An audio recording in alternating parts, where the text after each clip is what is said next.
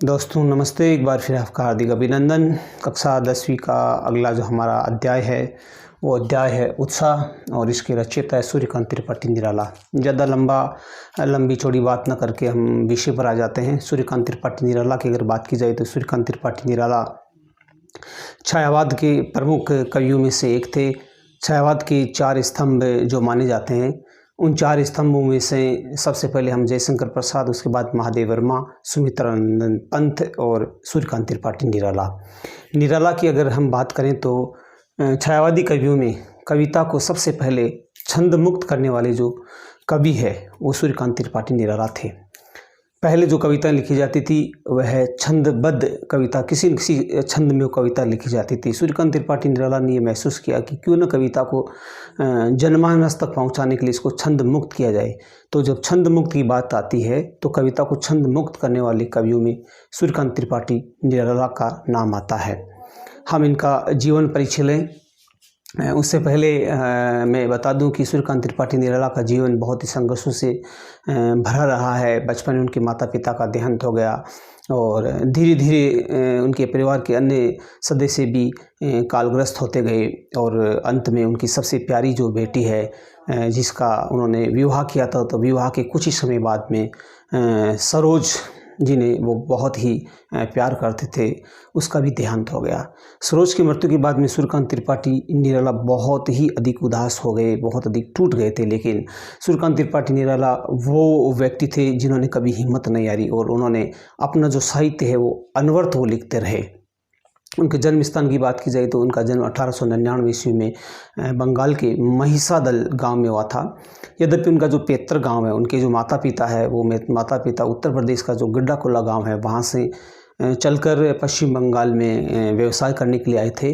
और सूर्यकांत त्रिपाठी निराला के अगर पैतृक गाँव के बारे में अगर आपको पूछा जाए तो गड्डाकोला लिखेंगे, और उनके जन्म स्थान के बारे में अगर पूछा जाए तो बंगाल का जो महिसादल है वह उनका गाँव था। अब अगर हम उनकी मुख्य रचनाओं की अगर बात करें तो सबसे जैसा कि मैंने आपको बताया, उनकी पुत्री की याद में लिखी गई रचना सरोज स्मृति, आप वो याद रख सकते हैं, अपनी बेटी की याद में लिखी गई वो रचना थी।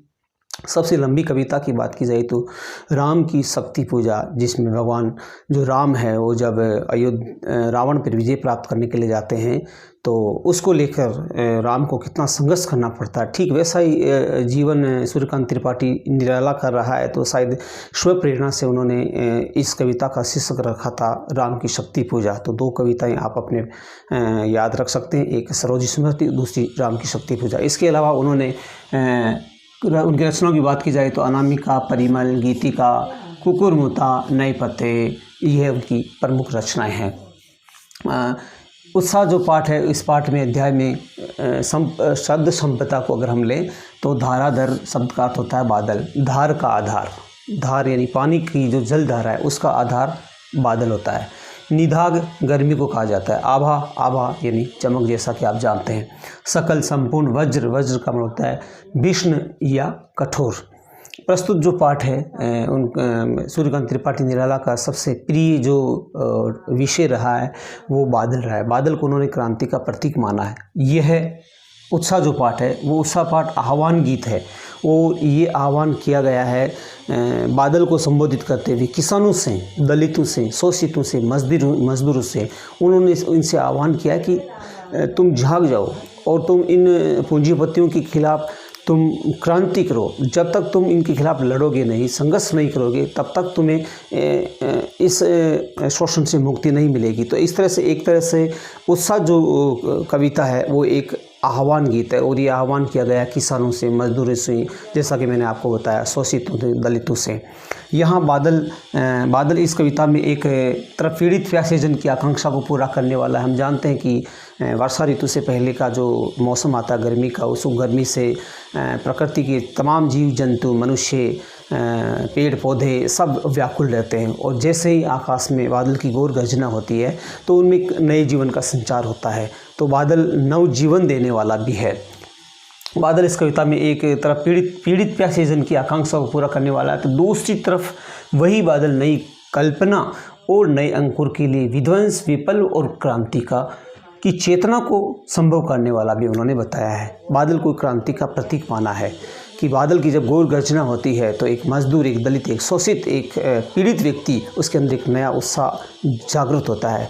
और जब बादल बरसता है तो जब बादल बरसता है तो धरती में सुसुप्त अवस्था में जो बीज होते हैं वह भी अंकुरित हो जाते हैं और प्रकृति में एक नया सृजन होता है। प्रकृति एक नए रूप में निखर कर आती है। तो निराला बादल को नवजीवन का प्रतीक मानता है। कविता में ललित कल्पना उन्होंने एक जगह लिखा है, घुंघराले ललित बाल, यानी जैसे छोटे बालकों की कल्पनाएं होती है उसी तरह से बादल को नवीन कल्पना का प्रतीक बताया। इसके साथ साथ बादल क्रांति की चेतना को जगाने वाले भी, और ये चेतना जगाता है किसान में, दलित में, मजदूर में। अब हम इसकी जो व्याख्या है वो व्याख्या करेंगे और मेरा जो अंत में आपको इसमें से इम्पोर्टेंट जो चीज़ है मैं आपको बताऊंगा कि इसमें से सबसे इम्पोर्टेंट चीज़ क्या है जिसे आपको याद करना चाहिए, उसकी एक ट्रिक भी आपको मैं बताऊंगा। दोस्तों नमस्ते। आपको आज की जो हमारी कविता है वो है सूर्यकांत त्रिपाठी निराला की उत्साह।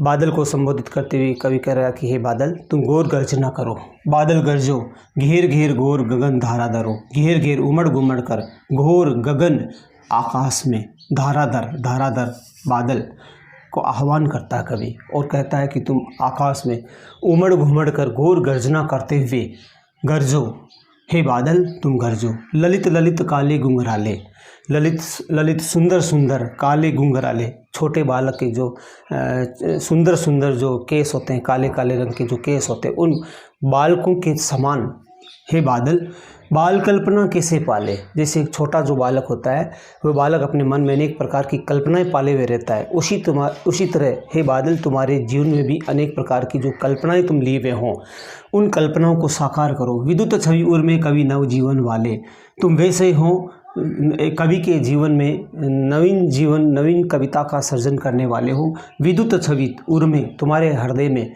विद्युत छवि भरी हुई है, विद्युत की छवि भरी हुई है, विद्युत की शोभा भरी हुई है, अर्थात तुम्हारे अंदर बिजली का चमकना कवि को एक नवीन जीवन की प्रेरणा देने वाला है। वज्र छिपा नूतन कविता फिर भर दो बादल गरजो, वज्र छिपा कर नूतन कविता फिर भर दो बादल गरजो। बादल को गरजने की बात करते हुए कवि कह रहा है, सूर्यकांत त्रिपाठी निराला कहते हैं कि हे बादल तुम नवीन कविता, तो अर्थात तुमसे कवि लोग नवीन कविता सर्जन करने की प्रेरणा लेते हैं। तुम कवियों को एक नया जीवन देने वाले हो, उनको एक नवीन कविता का सर्जन करने की प्रेरणा देने वाले हो। विकल विकल उन्मन थे उन्मन, यहाँ कवि कहता है कि तमाम जो वर्षा ऋतु से पहले जो गर्मी का जो मौसम है उस गर्मी के मौसम में विकल व्याकुल थे, उन्मन किसी का मन नहीं लगता था, उन्मन थे उन्मन, सभी लोग गर्मी की व्याकुलता से परेशान थे। विश्व के निदा कहते गर्मी को, के सकल जन, जब संपूर्ण जगत गर्मी की व्याकुलता से पीड़ित था, दुखी था, तो उस समय तुम आए अज्ञात दिशा से अनंत के गगन, अनंत कहते हैं आकाश को, हे बादल तुम आकाश में अज्ञात दिशा से तुम आए हो, घन कहते हैं बादल को। तो बादल को संबोधित करते हुए कवि कहता है कि तुम अज्ञात दिशा से अनंत आकाश में आए हो हे बादल, तप्त धरा जल से फिर शीतल कर दो बादल गरजो। और ये जो तपती हुई धरा है, उस तपती हुई जलती हुई जो धरा है उसको अपने जल से पानी बरसाकर इसे शीतल कर दो हे बादल गरजो।